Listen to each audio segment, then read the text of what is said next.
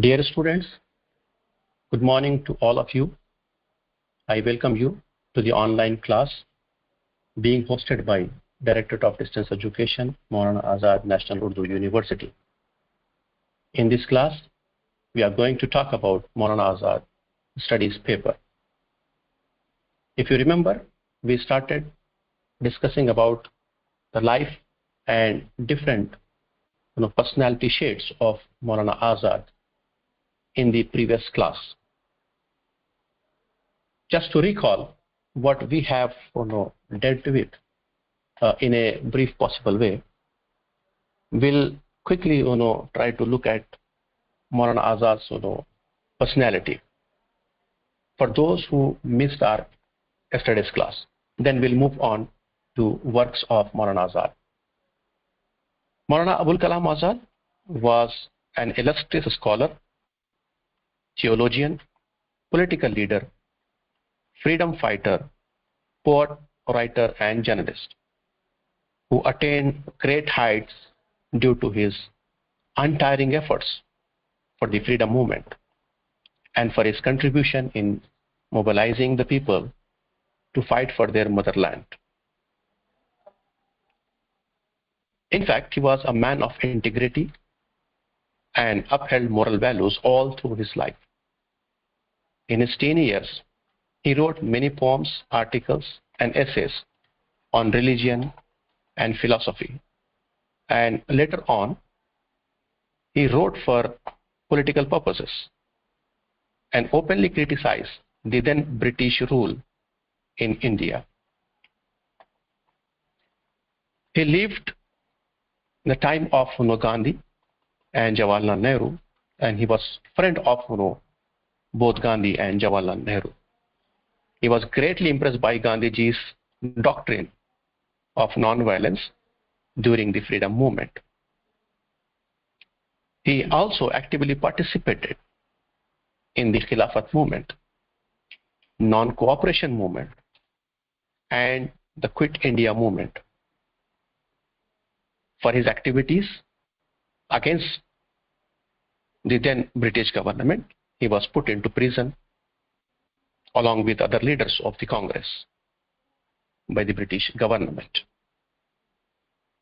However, it did not desist him from his mission and goal to strive for the liberation of the nation from the imperial clutches of the British rule in India. Students, we dealt with different sides of Maulana Azad's multifaceted personality in detail in the previous class. But I would like you to know in a very quick way what we discussed in the previous class.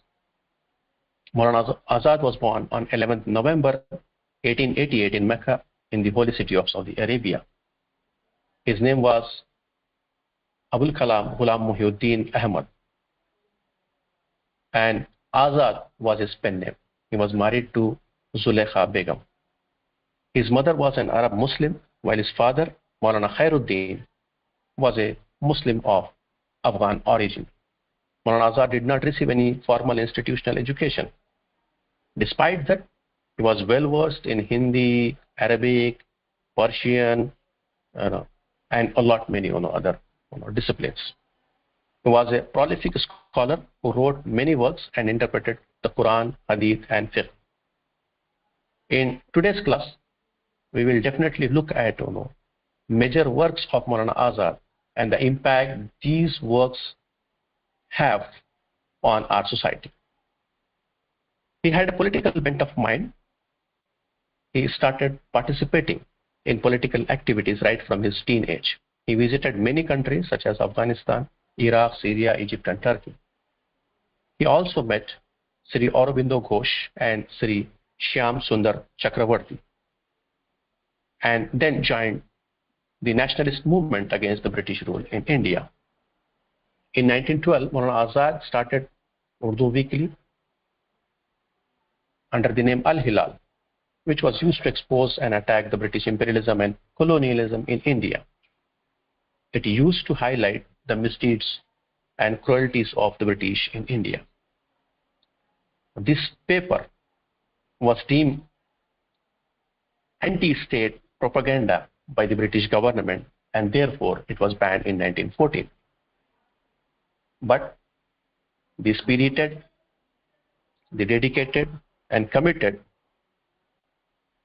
Maulana Azad restarted his efforts by launching another paper, Al-Balagh, in 1950. This paper continues to foster the patriotism among Indians, and it also tried to bridge the gap between Hindus and Muslims. Maulana Azad knew that the rival or the enemy which the Indians are fighting is a complete system, the British. So therefore he realized that it is important for Indians to join forces, to come together with their unique religious, cultural identities, and join forces to fight the British. And that is why he tried to bridge the gap between Hindus and Muslims. As British also perceived this paper as being anti-government, so this paper was also banned by the British government. And this time Maulana Azad was expelled from Kolkata and sent to Ranchi. He was detained and released only after the World War 1920. And as a leader, Maulana Azad immensely contributed to Indian politics, especially between 1920s and 1940s and later. He was elected as youngest president of the Indian National Congress, and in his capacity as the president, he participated in various negotiations with the British government for the establishment of the independent rule in India. He spoke to the Cripps mission. He spoke to the cabinet mission sent by the British government, and he consulted, and he was consulted by Gandhiji, Jawaharlal Nehru, and many other leaders of the Congress on a variety of important issues. That shows how significant his role was as a political leader in the Indian politics. And in fact, he was part of the Constituent Assembly, which later drafted the Indian Constitution, the most important document that became the hope of millions of people of India. In fact, his stature was so high and his contribution to the society was so great that he was also part of Khilafat movement, and he was elected as the president of All India Khilafat Committee. And then post-partition, Maulana Azad was given the important portfolio of education. The then leadership in the government and the Congress knew that Maulana Azad was the most competent person to lay out the infrastructure of education in the country. And that is why he was given the Ministry of Education. And through that portfolio, he tried not only to promote better education and infrastructure in the country, but also peace and harmony. And he was focused on integrating religious education with the secular education. Maulana Azad gave a landmark speech, a memorable speech at the inauguration of Madrasa Aliyah, which shows his mindset when it comes to education and his patriotism. He invited Mahatma Gandhiji to inaugurate Madrasa Aliyah in 1920. And at that time, he tried to convince students who were studying in other madrasas run by the British government and motivate them and inspire them to come and join Indian education system, like one that is Madrasa Alia in Calcutta and the other madrasa in Ranchi.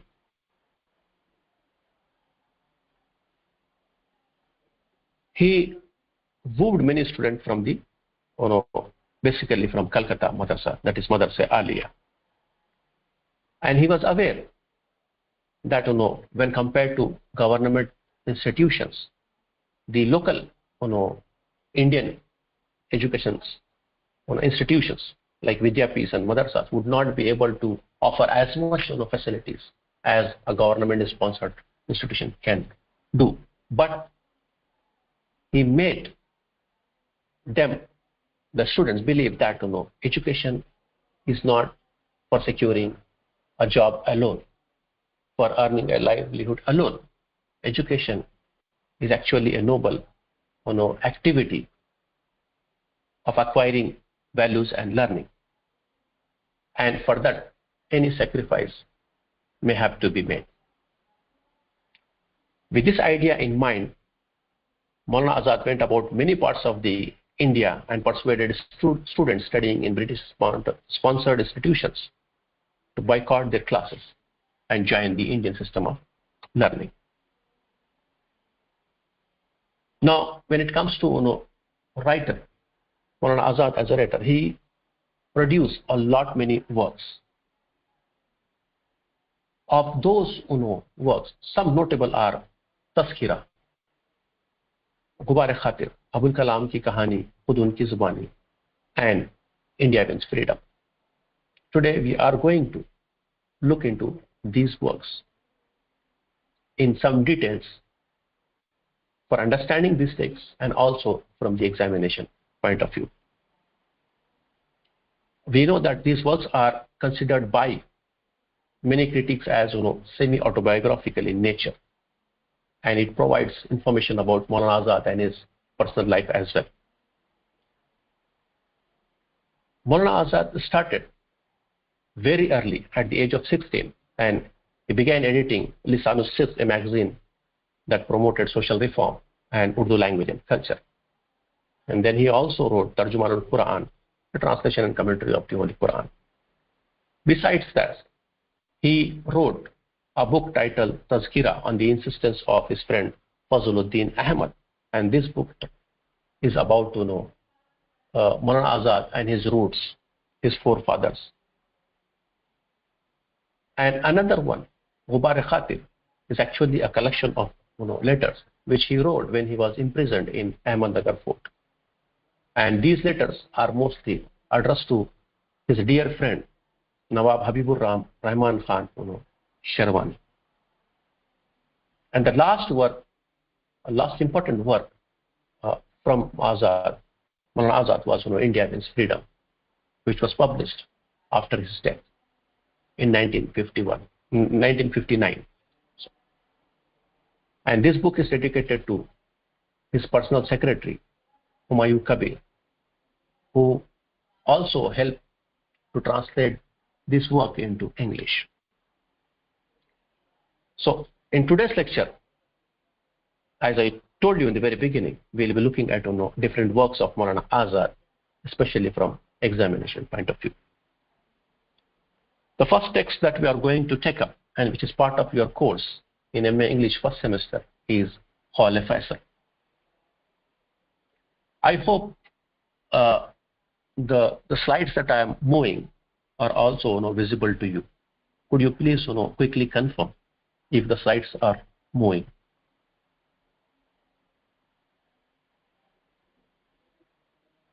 Okay, thank you so much. So yeah, the first text that we are going to deal with today is Hawl Faisal. Now, Hawl Faisal can be translated or is often translated as the final verdict or the last word. So before we understand the content and the subject matter of this interesting write-up by Maulana Azad, we need to look at the context in which this was produced. We know that Maulana Azad was expelled from Kolkata and sent to Ranchi as part of a punishment after banning Al-Bala by the government, the British government. So when he came out, right, he started his nationalist activities. Okay. So in one of the, is there any problem with my voice? Is it loud enough?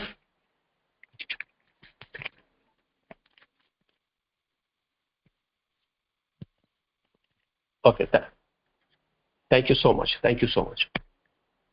Yes. So we know that after Maulana Azad came out of confinement from Ranchi, he started his nationalist activities.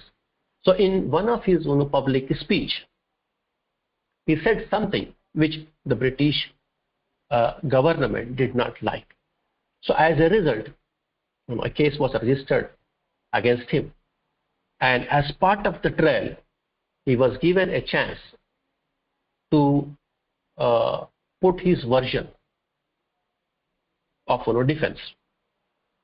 So instead of appearing personally before the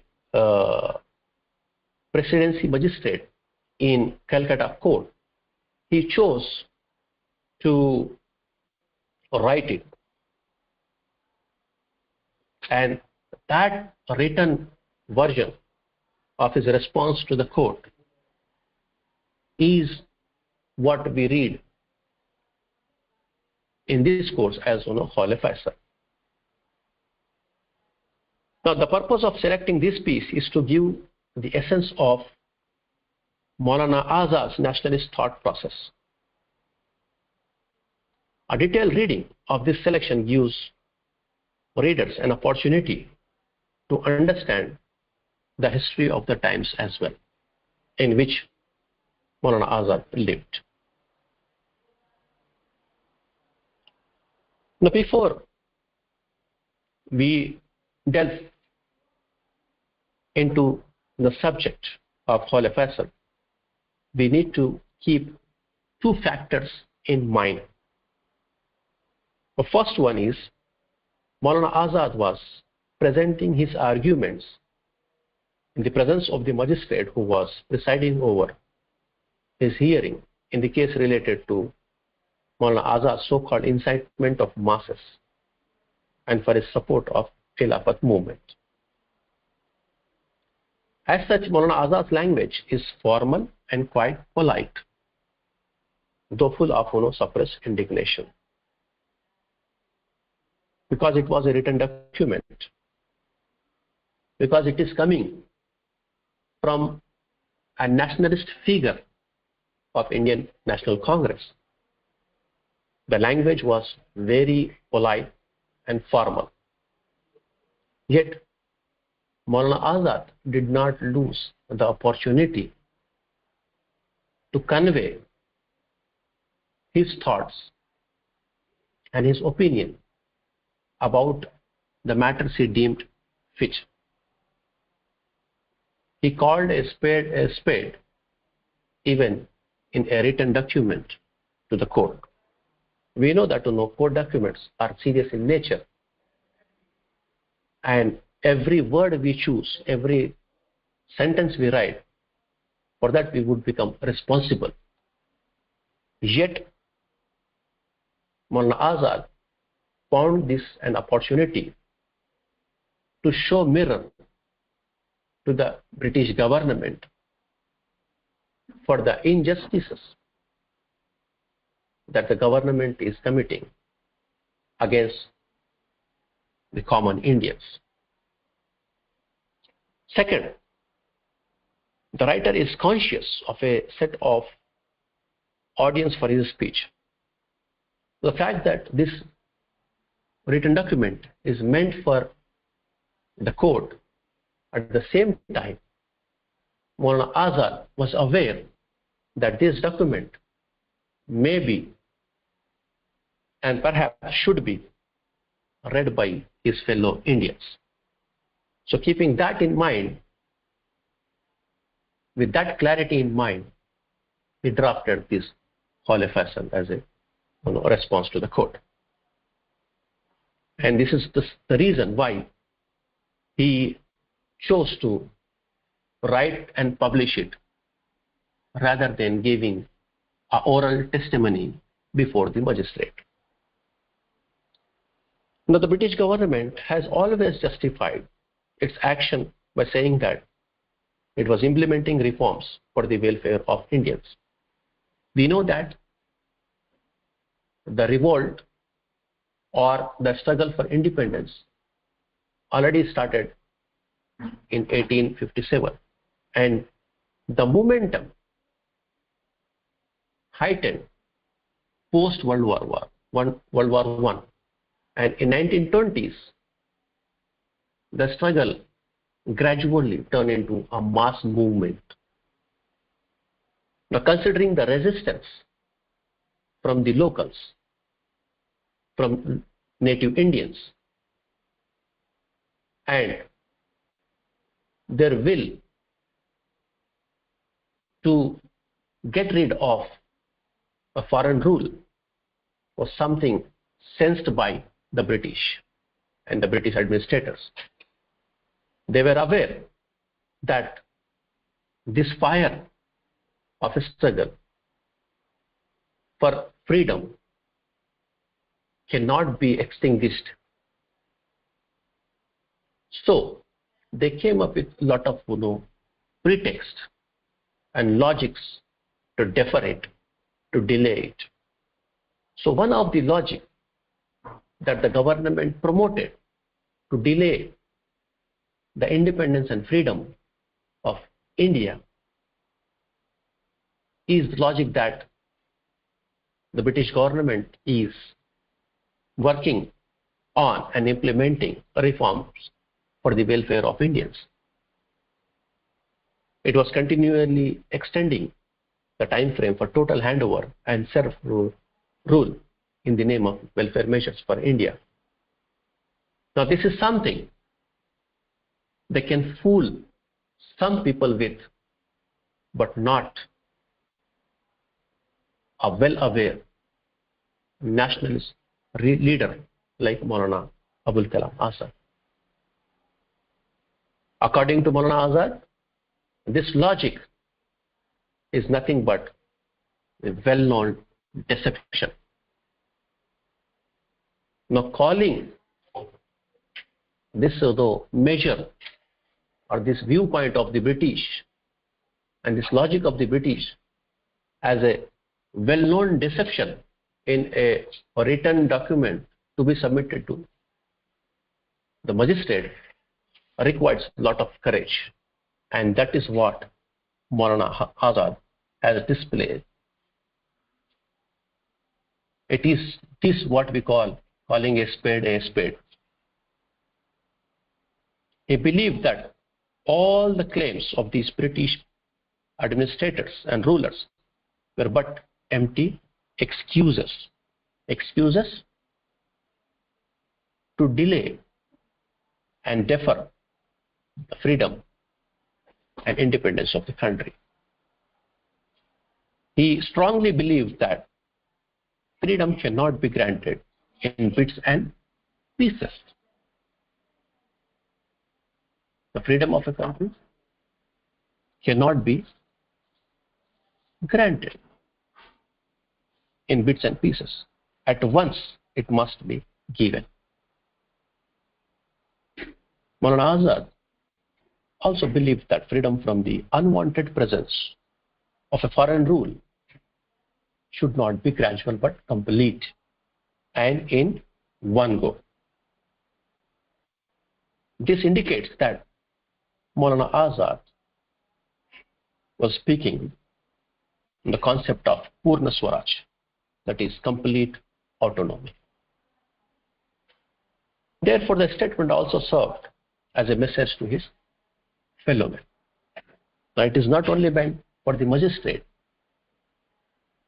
and for the trial that was going on, but it is also for the masses to understand the mindset of the British and how it is playing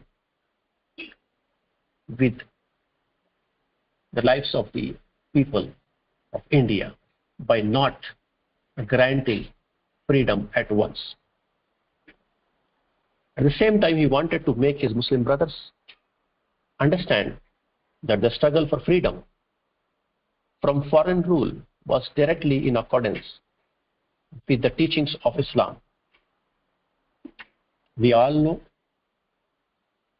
that Islam is against slavery of any kind, that the Prophet of Islam, peace be upon him, has abolished slavery. As such, any human being had a right to withdraw support from a system of governance which robbed the citizens of their birthright, that is freedom. Here we understand that Maulana Azad was directly addressing the people of his community who shared the same ideology, that is the ideology of Islam, and using Islam as a common ground, he is urging his fellow Muslims to speak up against the slavery and strive for freedom. He told the Muslims of India that striving to free the motherland was the religious duty of every Indian. Now see how, as a leader with a vision, a clear vision, and a well-defined goal, he is able to communicate with the right set of audience, and through logic and through subject matter common to the addresser and the addressees, is able to convince them to join the cause of freeing the country from a foreign rule which does not give freedom to its subject. Since the notion of non-cooperation, non-violence were so compatible to one another that even Gandhiji thought it fit to launch the national movement of non-cooperation alongside the Khilafat movement. We know that 1920s to 40s was a time period wherein multiple forms of agitations took place. Multiple smaller movements sprung up. Among them was non-cooperation and Khilafat, two prominent ones. Now after Khalif Faisal, now it is time to move to Khatir. I hope you understood the gist of Khalif Faisal. Could you quickly respond?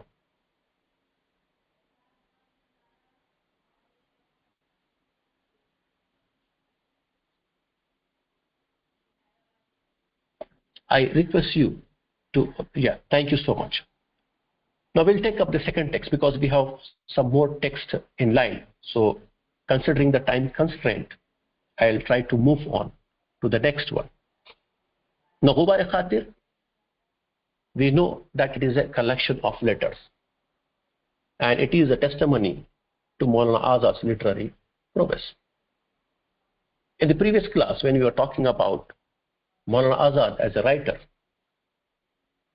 we not only came to know that he was a polyglot, meaning he had mastery over Urdu, Persian, Arabic, English, right, Hindi, but also on variety of knowledges, streams of knowledges. And at the same time, he was a terrific speaker, a, a fiery speaker, and a prolific writer. So his thoughts, his ideas, and his vision and goal to free the country from foreign rule, all these things and his other interests have manifested in his writings. So one cannot completely understand Maulana Azad by neglecting his literary contributions.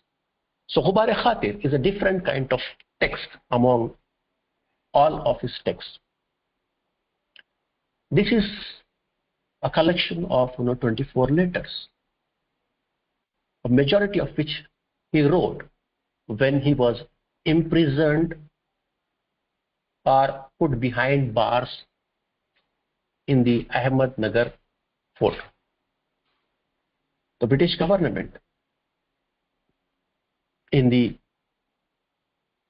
early 1940s realized that Congress leaders, especially who were at the forefront of agitation or resistance against the British government, have become too much of a headache. So the government sent a few Congress leaders, including Maulana Azad, Mahatma Gandhi ji, Jawaharlal Nehru, and others, to Ahmednagar fort and confined them there for multiple years. It was this time that Maulana Azad, as well as Jawaharlal Nehru and perhaps some other leaders, have utilized to write down on variety of subjects.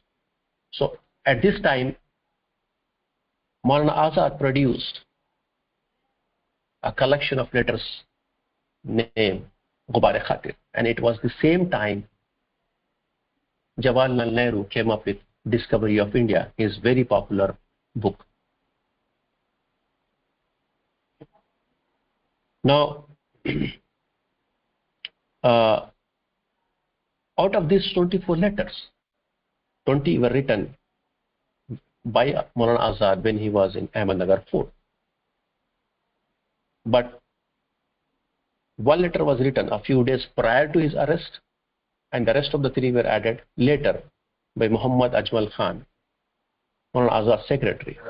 And these 2 letters were written. These 3 letters were written when Maulana Azad was in Shimla and Kashmir.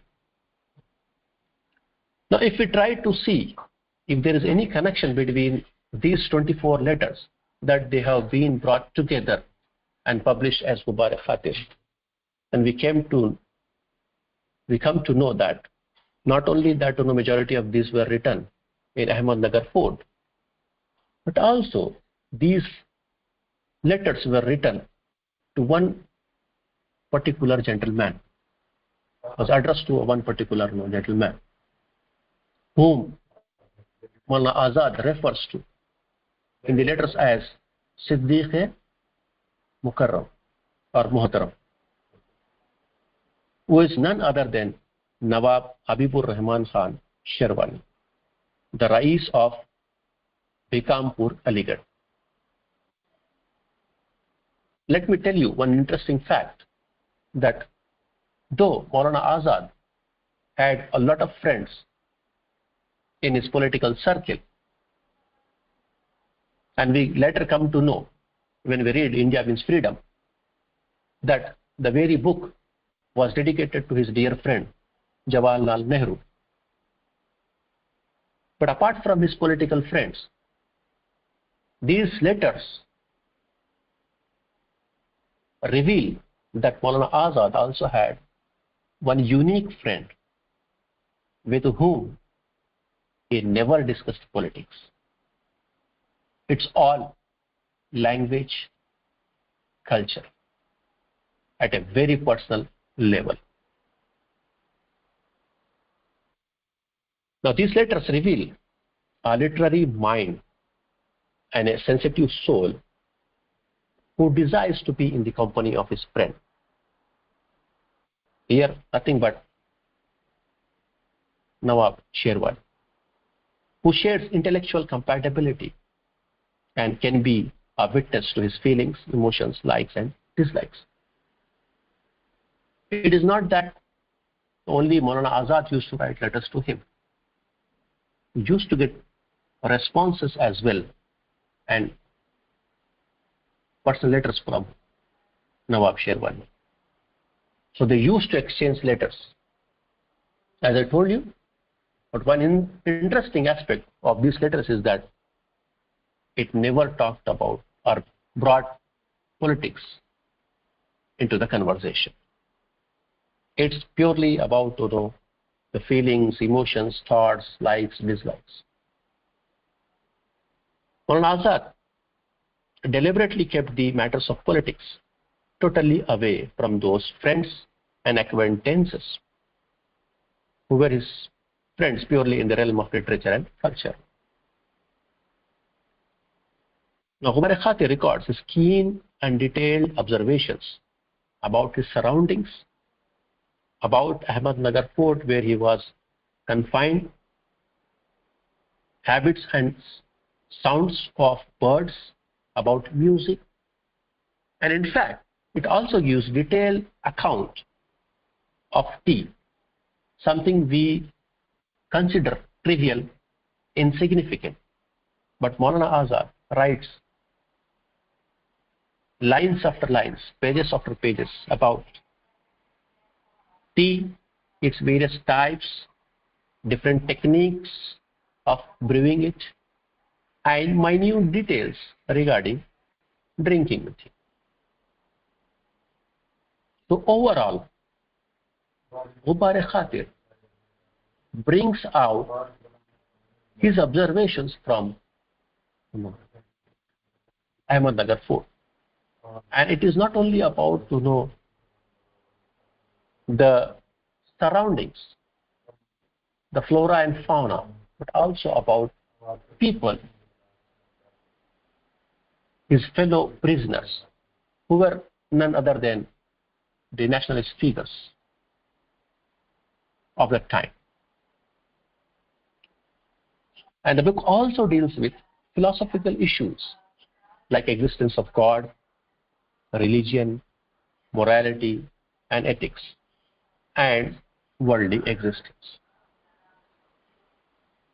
It is indeed a creative work of art written in the epistolary style. It shows the great command of Maulana Azad over literary genres and over language and literary devices. If you happen to read any of the letter or Ghubar Khatir, you would realize that the very first routine of Maulana Azad in the prison was to get up very early, perhaps around 3:30, and we usually term it as the time of Tahajjud. And then, immediately after freshing up, he would make a cup of tea for himself. And he was fond of jasmine flavor. His day starts with a cup of tea. And then he would write. And that is how he spent many, many years in the prison. And some of the letters in Ghubar Khatir almost read like stories, such as The Crow and the Bulbul. And this is a text prescribed in your course. And we will be talking about that as the next point of discussion. The Crow and the Bulbul is a a narrative piece from Mubarak Khatir. And the whole letters were written in Ahmednagar fort. So therefore, the setting of this story is also the prison. In Ahmednagar fort, Maulana Azad, along with other freedom fighters, were imprisoned from 1942 to 1945. This narrative has many themes. The author maps out the premises for the readers who get a clear impression of the layout, which presents cells, a courtyard, and a huge neem tree, and the imposing ancient fort building with high rooftops. There is a detailed discussion on the flora and fauna which inhabited this prison. The narrative of Maulana Azad reflects his sense of beauty, his attachment to nature, his knowledge of the flora, and his ability to keenly observe minute details around him.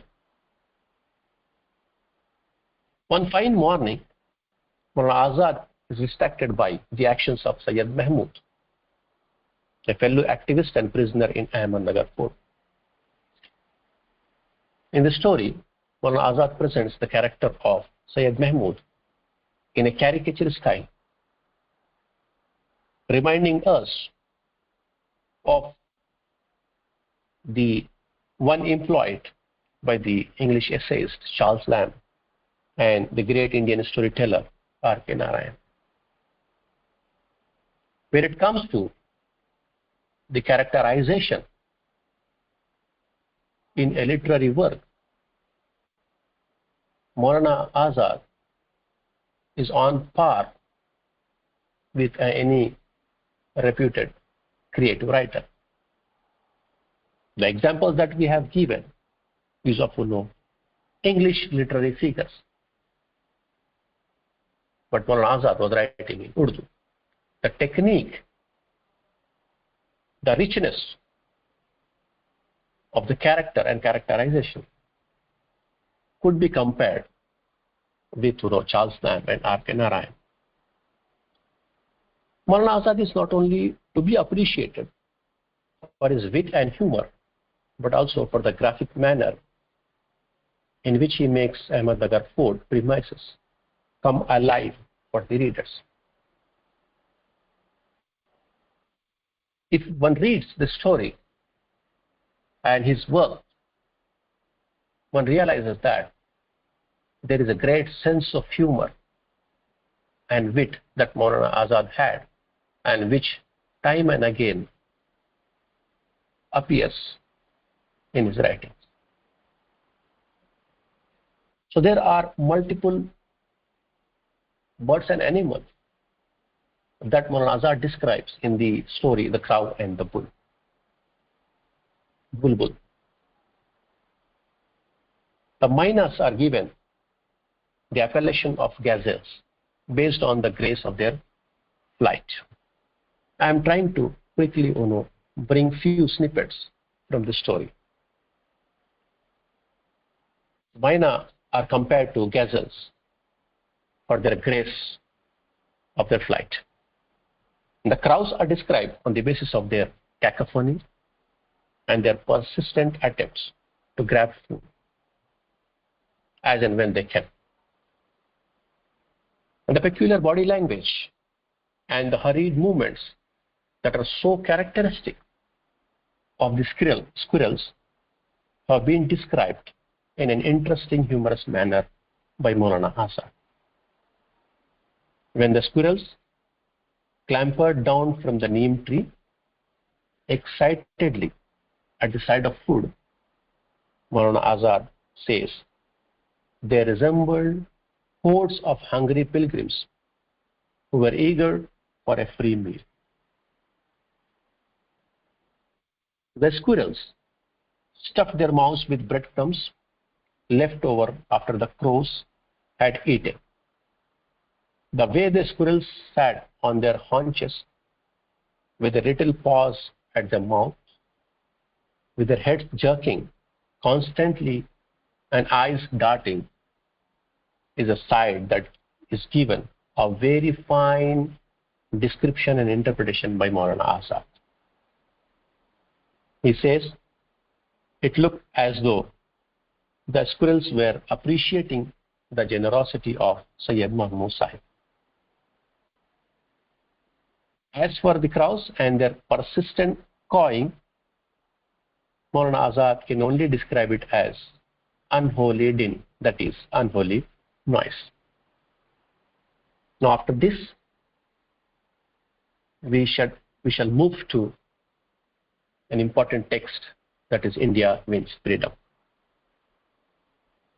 Now, India Wins Freedom was published posthumously. Maulana Azad died in 1958, and this book, with the assistance of Humayun Kabir, came out in 1959. It is a personal account of Maulana Azad detailing his experiences and perspectives as a leading figure in the Indian independence movement. It deals with the period of 1930s and 40s, and it sheds light on the process of transfer of power from the British to Indian hands. India Wins Freedom traces the events that took place and ultimately led to the partition in a frank and profound manner. The book also points out that politics was responsible for the partition. Even though Maulana Azad tried his very best right from the beginning to bridge the Hindu-Muslim gap, he reveals in this book that more than the religion, it was the politics that was responsible for the partition of the country on the religious lines. The book also touches upon contemporaries of the authors like Jawaharlal Nehru, Mahatma Gandhi, Subhash Chandra Bose, Vallabhbhai Patel, and many others, and highlights their mindsets during that time. If we quickly categorize important aspects of the book, then perhaps we can go this way. Early life and background. Maulana Azad discusses his early life, education, and how he was drawn into Indian freedom struggle, emphasizing his commitment to both Indian independence and Hindu-Muslim unity. And one part of the book talks about his role in Congress. Maulana Azad became a prominent leader in the Indian National Congress, advocating for non-violent resistance and cooperation among India's diverse communities to achieve independence. We know that he stood shoulder by shoulder with Mahatma Gandhi ji in the struggle for independence, non-cooperation, civil disobedience, Quit India movement, and many such instances. And the whole life of Maulana Azad, a portion of which reflects in India Wins Freedom, is a testimony to the fact that Maulana Azad was a staunch, opposite to partition. A significant portion of the book is dedicated to Maulana Azad's opposition to the partition of India. He provides insights into the negotiations and internal conflicts within the Congress and between different political leaders, including his disagreements with the partition plan. As a leader between 20s and 40s, Maulana Azad had the opportunity to interact with a variety of leaders. And in this book, Maulana Azad offers personal observations and interactions with major figures of the independence movement, including Mahatma Gandhi, Jawaharlal Nehru, Sardar Patel, and even Muhammad Ali Jinnah. He provides detailed accounts of their personalities, leadership styles, and their roles in the freedom struggle.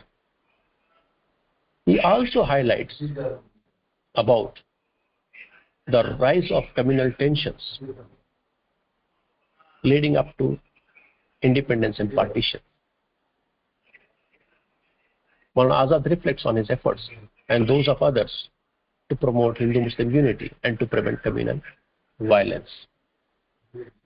Somehow, the British government and some people within the nationalist movement could not come up with a better alternative to stop the partition of the country on religious lines. Maulana Azad also, as leader of the Congress between 20s and 40s, had the opportunity to interact with and represent the Congress and the will of the people before different missions sent by the British government. There were two notable missions mentioned in the book. Sir Stafford Cripps mission, which came first, and then the cabinet mission, which was sent by the British Parliament. Azad gives a detailed account of the plan of cabinet mission of 1945 and 46, its proposal for India's political future, and why it ultimately failed, leading to partition. He shares his views on how different decisions might have prevented the division. Azad reflects on the movement of India's independence and the accompanying tragedy of partition. We know that the partition of the country into Pakistan and India resulted in a great tragedy of violence, bloodbath. And he expresses his sorrow over the violence and displacement that followed, considering it a personal and national tragedy. At the same time, in the book, throughout, Maulana Azad shares his philosophical views on freedom, justice, and secularism. He emphasizes the importance of education, national unity, and inclusive governance in building a new India.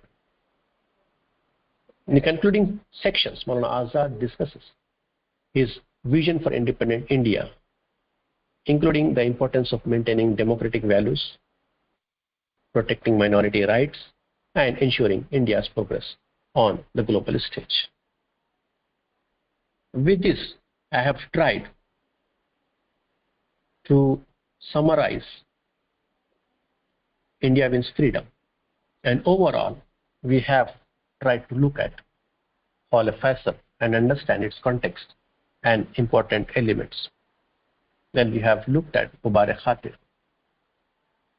We also have, in a brief possible way, summarize India Wins Freedom. And now, I think it is time to take up some questions from your end. So, for that, I now open the floor for questions and answers.